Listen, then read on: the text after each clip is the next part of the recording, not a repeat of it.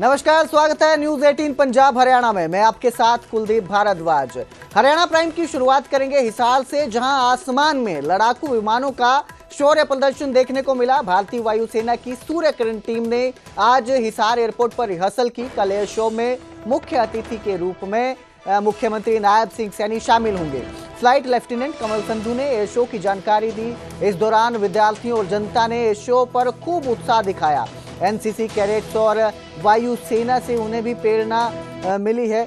तो आज देखने को मिली हिसार एयरपोर्ट पर वायुसेना की रिहर्सल देखने को मिली। कल एयर शो है हिसार एयरपोर्ट। तो आज हिसार ने देखा किस प्रकार से भारतीय वायुसेना का जो शौर्य है, उनकी ताकत है, आज हिसार के आसमान में हम सबको देखने को मिली।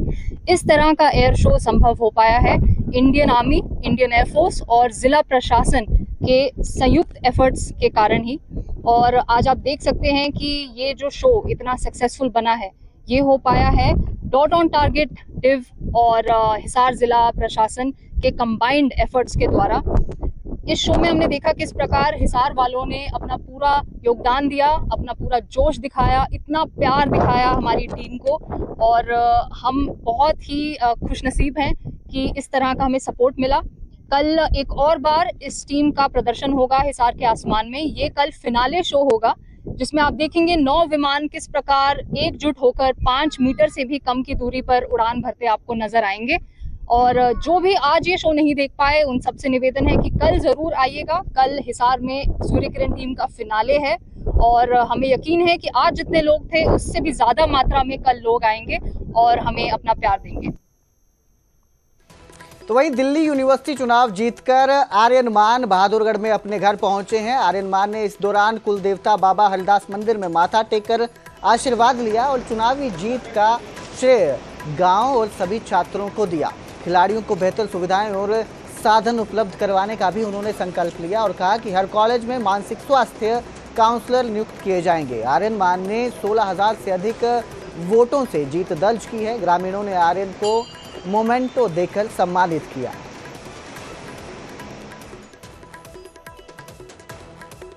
मैंने यहीं से पहले दिन मन्नत मांगी थी कि और यहाँ से आशीर्वाद लिया था कि मैं चुनाव लड़ने की तैयारी कर रहा हूँ।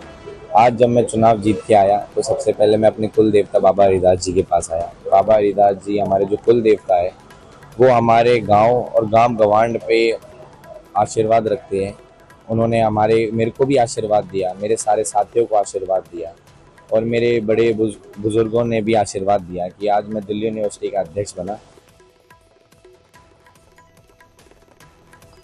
तो वहीं पंचकुला में बीजेपी की अहम मीटिंग खत्म हो चुकी है। आत्मनिर्भर भारत संकल्प अभियान पर इस बैठक में चर्चा हुई। बैठक में सीएम सैनी और मोहनलाल बड़ोली भी मौजूद रहे। प्रदेश प्रभारी डॉक्टर सतीश पुनिया समेत कई नेता भी बैठक में मौजूद रहे। इसके अलावा बीजेपी के सभी मंत्री, एमएलए, एमपीज और जिला अध्यक्ष भी इसमें शामिल रहे। बैठक को लेकर मुख्यमंत्री नायब सिंह सैनी थोड़ी देर में सचिवालय में प्रेस कॉन्फ्रेंस करेंगे और बैठक में हुए सभी मंथन को लेकर इसमें जानकारी देंगे।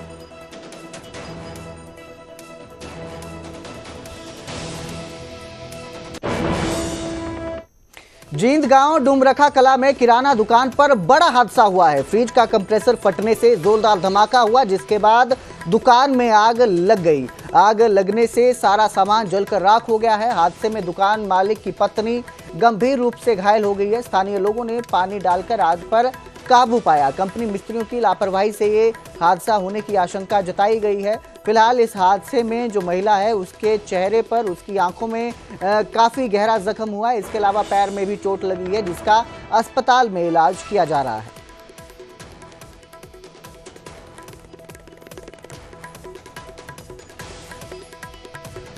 और शॉप पे ड्यूटी दे रहे थे, चाय पी रहे थे और मेरी मम्मी ने जंप किया शॉप पे से। इतना प्रेशर था कि गेट बंद हुए हैं। ये बिल्कुल गेट बंद हुए हैं सारे के सारे घर के। और हमारा नुकसान तो हम देखो, एक सिर्फ और सिर्फ जन का नुकसान नहीं हुआ। एक मेरी मम्मी को मतलब आंखों पे बहुत ज्यादा जोर है, मेरी मम्मी की आंखें नहीं खुल रही। लेके गए हुए उन्हें हॉस्पिटल में इमरजेंसी में। तो वहीं अंबाला में धान की कटाई का सीजन शुरू हो गया है। ऐसे में धान के अवशेष जलाने से प्रदूषण और जोखिम ना बढ़े, इसको लेकर कृषि विभाग ने किसानों पर रेड एंट्री लगाने का फैसला किया है। रेड एंट्री से किसान 2 साल तक फसल नहीं बेच पाएंगे। इसके साथ ही गांव, खंड और जिला स्तर पर, ब्लॉक स्तर पर जो है टीमों का गठन किया गया है। कानूनी कार्रवाई और जुर्माना भी किसानों पर लगाया जाएगा, इसका भी प्रावधान किया गया है। साथ ही प्रशासन जो है वो स्कूलों में बच्चों को जागरूक करने का प्रयास कर रहा है ताकि जो लोग हैं वो जागरूक हो और धान की फसल के जो अवशेष हैं, जिसे पराली कहते हैं, पराली को जलाया जाता है और पराली को प्रदूषण का कारण भी माना जाता है क्योंकि जब उसे जलाया जाता है तो उससे उठने वाले धुएं से काफ़ी प्रदूषण फैलता है। ऐसे में बच्चों को जागरूक किया जा रहा है ताकि वो भी अपने परिवार को समझाएं कि धान के अवशेष को ना जलाया जाए। अवेयरनेस प्रोग्राम चला रहे हैं गांव में, हर गांव में जाके अवेयरनेस प्रोग्राम चले हैं। इसके साथ साथ स्कूल और कॉलेजेस, ITIs हैं जो गवर्नमेंट, उसमें भी अवेयरनेस, जो कि स्कूली बच्चे हैं, कॉलेज के बच्चे हैं, उनको बारे में बताया जा रहा है। गांव में जाके हम वो कर रहे हैं और इसको रोकने के लिए हमने 499 जो विलेज लेवल टीम्स वो बना दी गई हैं। ब्लॉक लेवल टीम्स हैं, सब डिवीज़न पे टीम्स हैं और डिस्ट्रिक्ट लेवल की मॉनिटरिंग टीम है। जो अगर फिर भी यदि कहीं आती है समस्या, वैसे तो अवेयर है इस बार सारा किसान, कुछ चारे की कमी है तो शायद आग न लगे, लेकिन यदि कहीं किसान आग लगाता है तो उसके फाइन भी रहेगा, साथ साथ FIR भी किसान के ऊपर दर्ज होगी और तीसरा रेड एंट्रीज का भी रहेगा। किसान अगले 2 साल तक अपनी फसल बेच लेंगे। पंचकुला में कैबिनेट मंत्री डॉक्टर अरविंद शर्मा से न्यूज़ 18 से बातचीत के दौरान उन्होंने कहा कि जो हुड्डा हैं वो हमेशा उल्टी सीधी बातें करते हैं। उन्होंने पूर्व मुख्यमंत्री हुड्डा पर निशाना साधा और कहा कि प्राकृतिक आपदा किसी भी समय कहीं भी आ सकती है, इसे राजनीतिक रंग देना उचित नहीं है।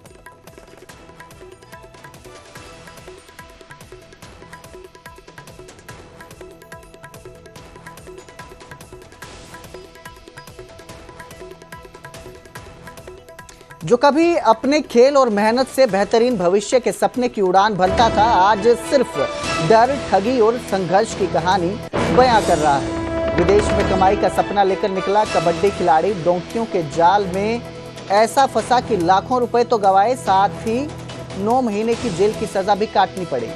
क्या है पूरा मामला, ये रिपोर्ट देखिए।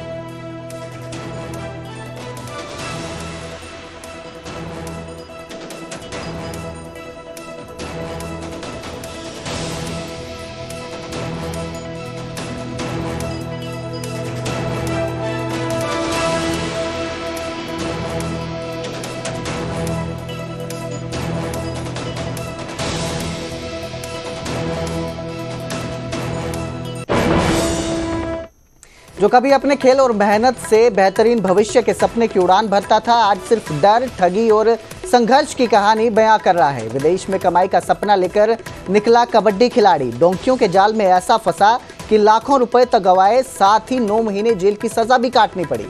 क्या है पूरा मामला, ये रिपोर्ट देखिए।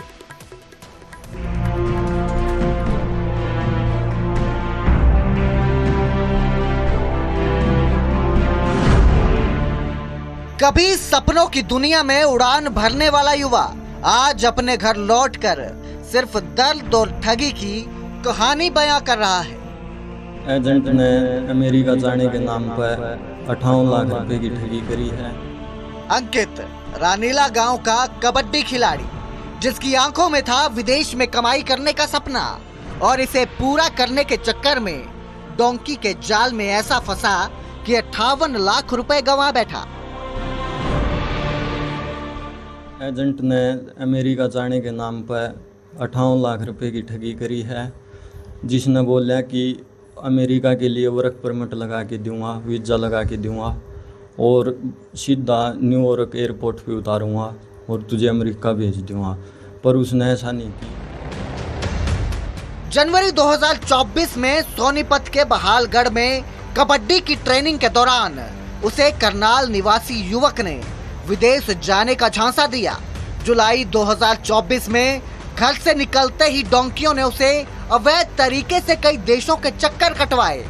Brazil, Bolivia, Peru, Ecuador, Colombia, Panama और मैक्सिको। कई दिनों तक भूखा प्यासा रखा गया, मारपीट की गई और गन पॉइंट पर डराया गया। टाइम से आगे उसने डोंकी के रास्ते अपनाने को बोला, पर मैंने उसको मना किया तो मारपीट करी और पासपोर्ट और फ़ोन छीन लिया। उसके बाद उन घर वालों से पैसे देने के लिए बोला और न देने पर जान से मारने के लिए बोला और मेरे साथ मारपीट करी और एक कमरे में भूखा प्यासा 1 हफ्ते तक रखा। आखिरकार पुलिस ने उसे पकड़ा और 9 महीने जेल में रहना पड़ा, जिसके करीब 1.5 साल बाद कानूनी मदद से वो वापस घर लौटा। परिजनों ने जमीन, फसल और भैंस बेचकर पैसे भेजे, लाखों का कर्ज लिया, लेकिन बेटा अमेरिका जाकर पैसे कमाएगा, ये उम्मीद उसकी अधूरी की अधूरी रह गई। उधर पुलिस ने मामले में 5 नामजद लोगों के खिलाफ मानव तस्करी, ठगी और प्रताड़ना के आरोपों में केस दर्ज कर जांच शुरू कर दी है। हमने मुकदमा दर्ज कर दिया और तफ्तीश जारी है। कितने लोगों के खिलाफ मुकदमा दर्ज? 5 के खिलाफ। तो आगामी क्या कार्रवाई करेंगे? अब ये आर्थिक शाखा में भेज दी है, आगामी तफ्तीश हेतु। हाँ, इसकी जल्दी ही आरोपी गिरफ्तारी करके अमल में लाएगी। अंकित की कहानी सिर्फ उसकी नहीं, बल्कि उन हजारों परिवारों की भी है जो विदेश में नौकरी का सपना लेकर निकलते हैं और ठगी व मानव तस्करी के जाल में फंस जाते हैं। पीड़ित परिवार आरोपियों के खिलाफ सख्त कार्रवाई की मांग कर रहा है, ताकि किसी और का बेटा उनकी तरह ठगों का शिकार ना हो। चरखी दादरी से प्रदीप साहू की रिपोर्ट, न्यूज़ 18 पंजाब हरियाणा। मुख्यमंत्री नायब सिंह सैनी का पुलिस अफसरों को सख्त आदेश है कि अब वो रोज लोगों से मिलेंगे। आईजी, एसपी जो अधिकारी हैं पुलिस के, वो रोजाना सुबह शाम 1-1 घंटा लोगों से मुलाकात करेंगे। रात में भी गांव में ही अफसरों को रुकना जरूरी होगा। इसके साथ ही वो लोगों की समस्या सुनकर उनका समाधान भी करवाएंगे। पुलिस अधिकारियों को मुख्यालय को रिपोर्ट भेजनी होगी। इसके साथ ही पुलिस अधिकारियों को कार्यालय में भी रहना होगा। सुबह 11 से 12 बजे और शाम 3 से 4 बजे तक उनको दफ्तर में मौजूद रहना होगा, ताकि जो लोग हैं वो उनसे मुलाकात करने आए तो वो अपने ऑफिस में मिल सके। तो नायब सिंह सैनी ने सभी पुलिस अधिकारियों को आदेश दिए हैं कि वो रोजाना लोगों से मिलें, उनकी समस्याओं को सुने और उनकी समस्या के समाधान को लेकर तुरंत कार्यवाही की जाए।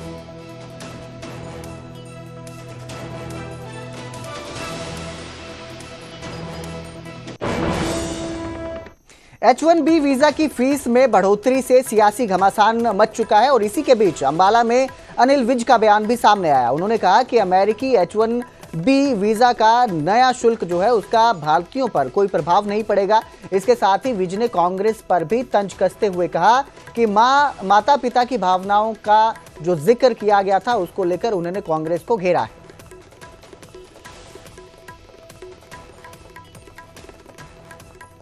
भारतीयों पर किसी प्रकार का कोई असर नहीं पड़ सकता, क्योंकि मोदी जी हैं ना, मोदी जी हैं तो भारतीयों का वो पूरा जो इंटरेस्ट है वो वॉच करते हैं और सारे विश्व में उन्होंने हमेशा भारतीयों का मान सम्मान बढ़वाया है। हर माँ बाप को अपनी औलाद के घर जाके अपना घर जैसा ही लगता है। पाकिस्तान कांग्रेस की औलाद है। कांग्रेस ने पैदा किया पाकिस्तान को, कांग्रेस ने जन्म दिया पाकिस्तान को। हमारी आज़ादी की लड़ाई में शुरू से लेके अंत तक 2 राष्ट्र बनाएंगी, कई एजेंडे बने थे और वो भी धर्म के आधार पर बनाएंगे। ये अपने आप को सेकुलर कहलाने वाली पार्टी को कोई अधिकार नहीं है सेकुलर कहने का, क्योंकि इन्होंने धर्म के आधार पर हिंदुस्तान और पाकिस्तान बनाया। हिंदुओं के लिए हिंदुस्तान और पाकिस्तान के लिए पाकिस्तान, धर्म के आधार पर बंटवारा किया है। हरियाणा कांग्रेस में हुड्डा विरोधी खेमा अब एकजुट होता नजर आ रहा है। करनाल में एक मंच पर हुड्डा विरोधी खेमा नजर आया। 13 दिन में दूसरी बार ये एक साथ नजर आए सभी लोग। हुड्डा विरोधी खेमा जो है उसमें अब शैलजा वीरेंद्र के साथ कुलदीप शर्मा भी दिखाई दिए हैं। इसके साथ ही कुलदीप शर्मा ने कहा कि हमें बदलाव की जरूरत है, लोग कांग्रेस में नया नेतृत्व चाहते हैं। तो वहीं वीरेंद्र ने कहा कि मेरी उम्र हो गई है, हुड्डा भी सिर्फ 1.5 साल छोटे हैं, वो भी उम्र दराज हो रहे हैं। दरअसल हरियाणा की सियासत में हुड्डा विरोधी खेमा एक बार फिर से सक्रिय होता नजर आ रहा है। असंध से पूर्व कांग्रेस विधायक शमशेर सिंह गोगी के 70वें जन्मदिन के मौके पर कांग्रेस के कई नेता एक साथ मंच पर दिखाई दिए और इस मौके पर हुड्डा के खासम खास नेता कुलदीप शर्मा की मौजूदगी ने सियासत में हलचल मचा दी।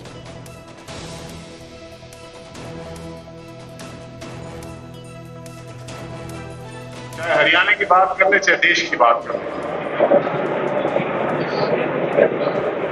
हमें संघर्ष करना पड़ेगा। कांग्रेस को भी नए स्वरूप में आना होगा।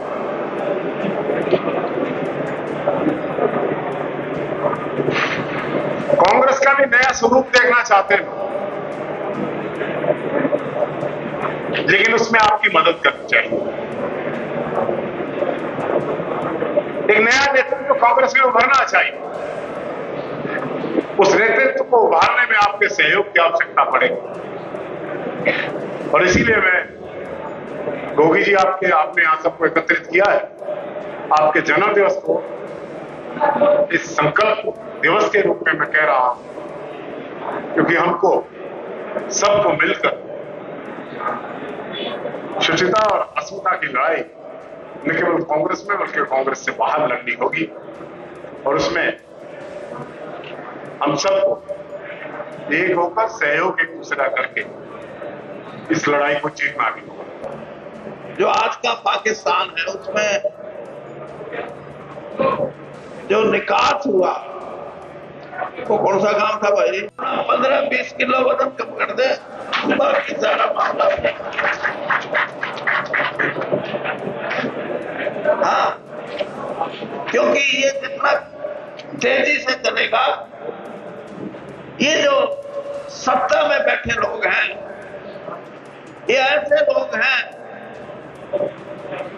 जो आप लोगों से कोई उनका लेना देना नहीं।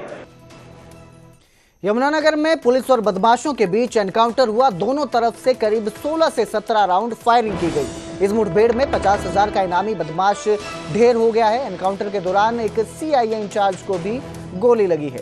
गांव धौलरा के पास अंबाला शामली हाईवे पर यह मुठभेड़ हुई, जिसमें आरोपी जो है वो ढेर हो गया है। 50,000 का इनामी बदमाश था जो इस एनकाउंटर में ढेर हो गया। वहीं सीआईए इंचार्ज को भी एनकाउंटर में गोली लगी है। करीब दोनों तरफ से 16 से 17 राउंड फायर किए गए। इस दौरान जो इनामी बदमाश था वो ढेर हो गया, वहीं सीआईए इंचार्ज को गोली लगी।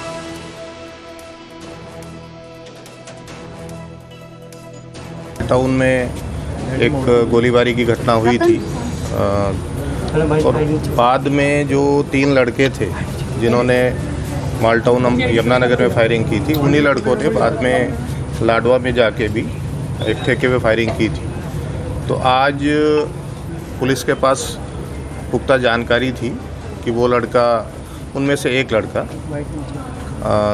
रादौर क्षेत्र में कहीं घूम रहा है और कोई वारदात को अंजाम दे सकता है। तो पुलिस की टीम हमारी वहाँ नाकाबंदी कर रही थी उसकी तलाश में, तो उससे सामना हुआ पुलिस का। और जो शामली से अंबाला जो एक नया हाईवे बन रहा है, वहाँ पे पुलिस की रादौर थाना क्षेत्र में उसके साथ मुठभेड़ हुई है। दोनों तरफ से क्रॉस फायरिंग हुई, जिसमें हमारे जो एक सीआईए 2 के जो इंचार्ज हैं उनको भी गोली लगी है, उनके दाहिनी बाजू में गोली लगी है।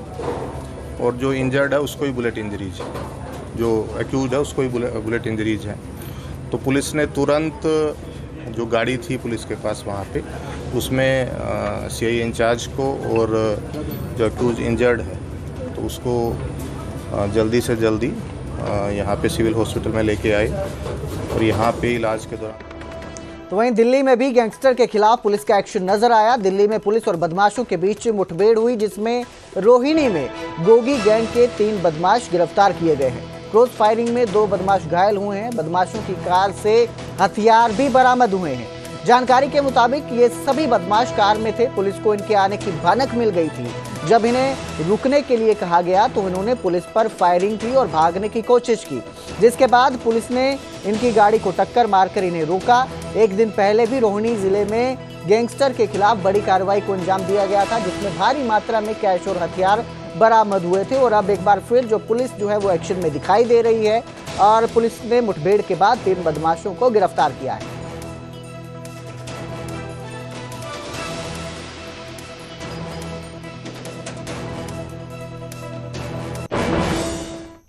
कुरुक्षेत्र की मंडियों में धान की आवक शुरू हो गई है। धान की पैदावार पर बरसात की मार दिखाई दे रही है। किसानों ने सरकार से मुआवजे की मांग की है। बरसात से बहुत सारा नुकसान हुआ है, ये किसानों का कहना है। 30% से कम उत्पादन मिल रहा है। मंडियों में फसल आनी शुरू हो गई है और धान की खरीद को लेकर भी किसान मांग कर रहे हैं कि जल्द शुरू की जाए। वहीं आपको बता दें कि प्रदेश में 1 अक्टूबर से धान की सरकारी खरीद शुरू होगी। इसको लेकर प्रदेश सरकार ने स्पष्ट किया है कि 1 तारीख से जो मंडियों में किसानों की फसल आ रही है उसे खरीदना शुरू कर दिया जाएगा। को ये चाहिए सर भाई, ये 25 तारीख 22 तारीख के लगभग आ जानी चाहिए। चलो अब तक 2-4 दिन का मौसम हुआ है, लेकिन किसान को ये परेशानी से बहुत सहूलियत मिल जाएगी। उसका माल खाने लग जाएगा। कुछ तो पहले ही बेचारे बहुत किसान इस बार मजबूरी में बहुत कुछ झेल रहे हैं। नहीं, किसानों का खर्चा बहुत हो रहा है। अब भी आगे भी कोई आस नहीं है। तो हम सरकार से ये अनुरोध करेंगे कि जल्दी से जल्दी सरकार एजेंसियों को, जो संबंधित एजेंसियां उनको कहे और जल्दी से जल्दी मार्केट में खरीद शुरू करे। अभी भी आप देख रहे हैं आसमान में, हाँ, हर रोज जा जाते हैं सर। कल भी इसी टाइम आया था, आज भी इसी टाइम आया। और एक ये शेड के बारे में कहेंगे भाई, जिस किसी को भी एजेंसी को इसका ठेका दे रखा हो, इसकी चादरें जल्दी से जल्दी इसको लग जाना चाहिए। ये कोई ज्यादा बड़ा काम नहीं है। गोहाना में पुलिस ने सेवा पखवाड़ा के तहत ट्रैफिक पुलिस ने यातायात नियमों के बारे में स्कूली बच्चों को विस्तार से बताया। इसके साथ ही सभी बच्चों को और बड़ों को ट्रैफिक नियमों के पालन करने की सलाह दी। पुलिस ने यह भी बताया कि बिना बाइक या स्कूटी हेलमेट के बिना बच्चे ना चलाएं। जिनकी उम्र 18 साल है और उनके पास ड्राइविंग लाइसेंस है, सिर्फ वही वाहन चलाएं।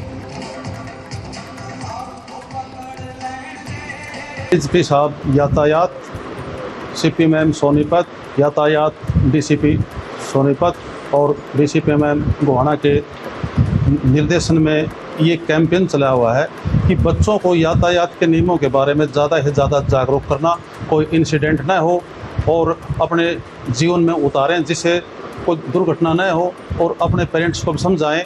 ये एक ऐसी उम्र होती है जो नियमों को अपने जीवन में उतार लें तो आगे जीवन में सुखी होता है, कोई एक्सीडेंट नहीं होता।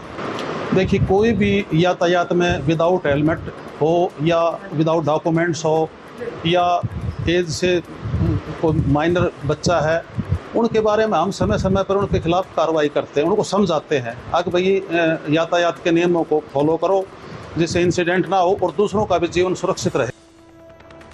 हरियाणा प्राइम में फिलहाल इतना ही। बाकी की खबरों के लिए देखते रहिए न्यूज़ 18 पंजाब हरियाणा।